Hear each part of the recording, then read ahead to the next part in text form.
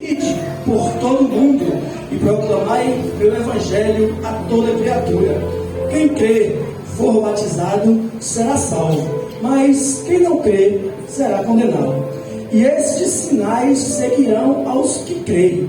Em meu nome expulsarão espíritos malignos, falarão novas línguas, tomarão em suas mãos serpentes, e se beberem algum veneno mortífero, não os prejudicará. Imporão as mãos sobre os enfermos e eles serão curados. Meus irmãos, interessante esse versículo é porque ele é um mandamento. No início do Antigo Testamento, os mandamentos quem decretou foi Deus, Pai. Aqui no Novo Testamento é Jesus falando, mas não deixa de ser ordenança e mandamento. E esse mandamento que o Senhor Jesus Cristo ele nos deu, ele não especificou para quem fosse. Ele não disse na palavra, vai pastor, leva o evangelho. Vai porteiro, leva o evangelho. Vai levita, leva o evangelho.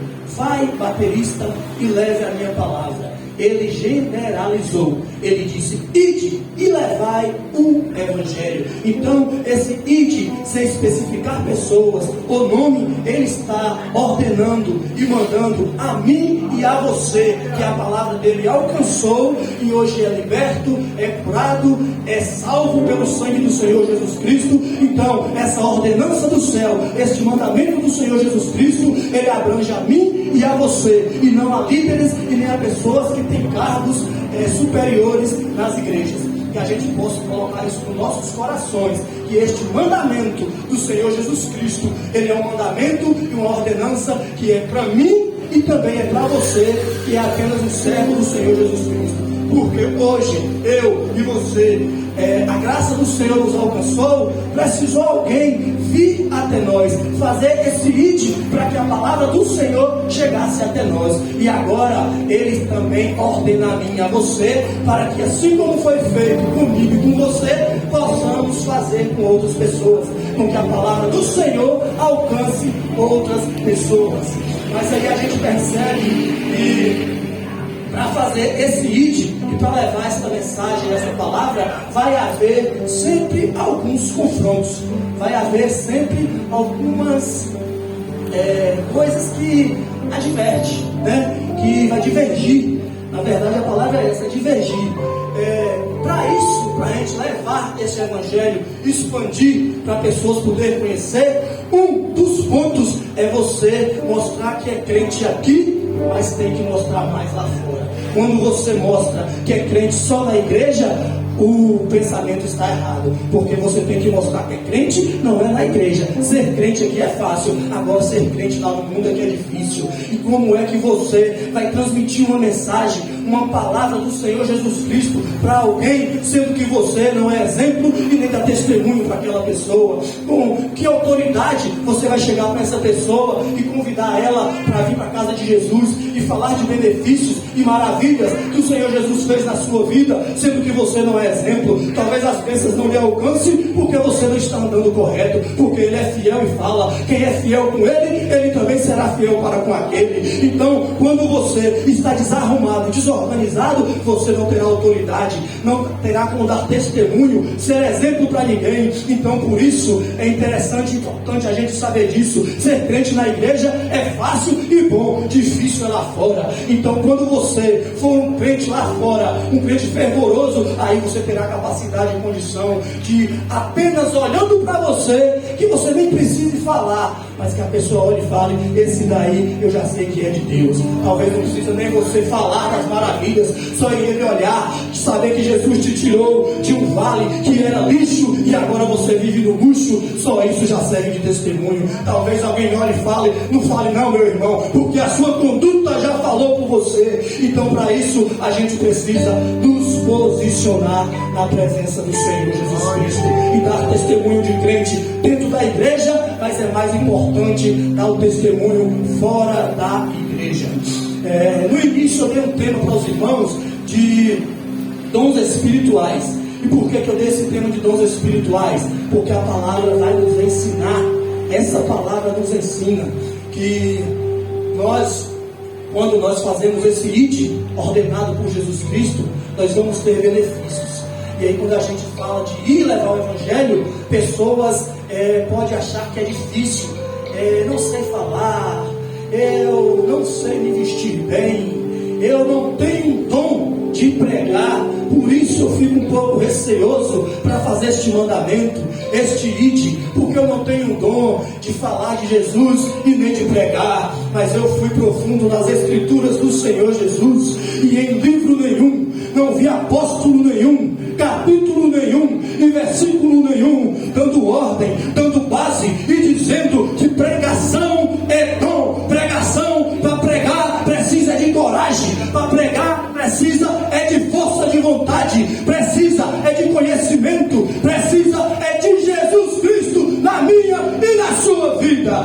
Agora, para quem quer adquirir dons, como é, meu irmão, que eu posso adquirir esses dons, meu irmão? A palavra está nos ensinando, Jesus está falando, e estes sinais seguirão aos que creem. Em meu nome expulsarão o espírito maligno, dom do Senhor Jesus Cristo. Falarão novas línguas, dom do Senhor Jesus Cristo. Colocarão a mão sobre serpentes e não serão atingidos, e se forem atingidos, nada vai lhe acontecer. E porão a mão sobre enfermos e será curado, dom do Senhor Jesus Cristo. Olha a palavra nos ensinando que para adquirir o dom é importante e necessário a gente ser obediente. Quando a gente faz o ide, Jesus faz nas nossas vidas. A gente faz um benefício e recebe outro da parte do Senhor Jesus Cristo.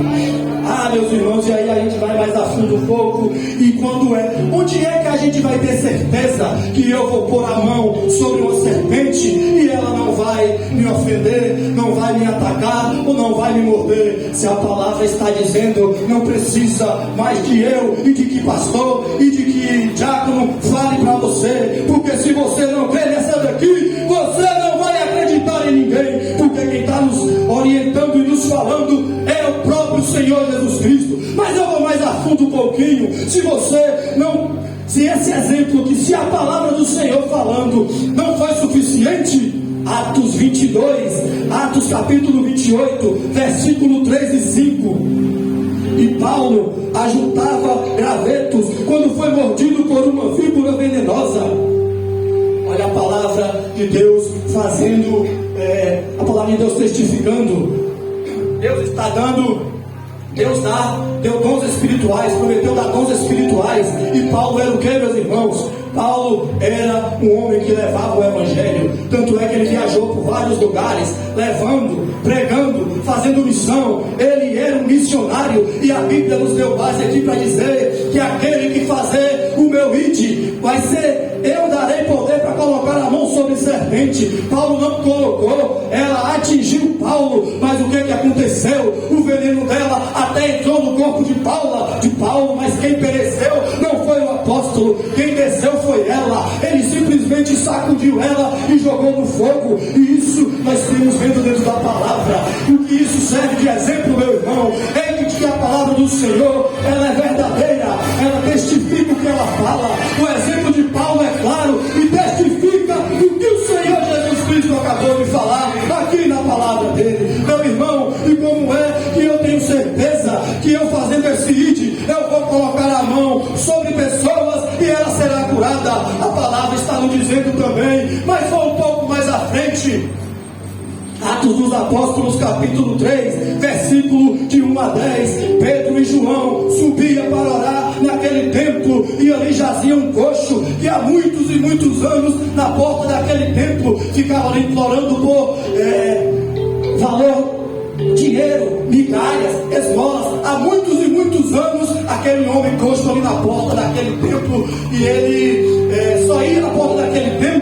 O desejo e a vontade dele era de adquirir esmolas, migalhas, valor monetário, nem dinheiro, para conseguir e comprar alimento. E Pedro fita os olhos nele quando sobe ao templo. E Pedro também foi um dos que fez o ide de Jesus. Pedro também foi um dos que foi ensinado e levou o ide de Jesus. Olha novamente a palavra testificando. Pedro olha para ele e fala: não tenho prata nem ouro, mas o que eu tenho eu te dou. Levanta e anda no nome de Jesus. E imediatamente aquele homem começa a andar, começa a pular e entra dentro do templo e sai saltitando. Olha a palavra testificando novamente. Outro dom do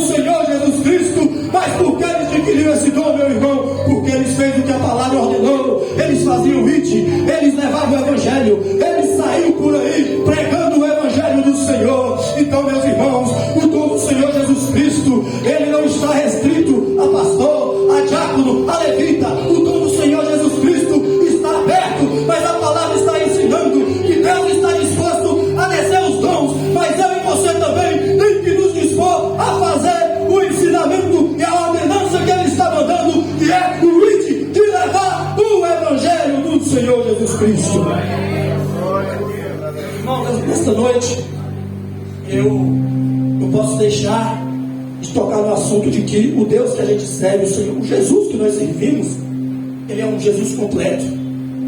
Ele, quando fez os seres humanos, ele não fez só uma metade, ele fez o ser humano completo. O universo e o mundo, quando ele fez completo.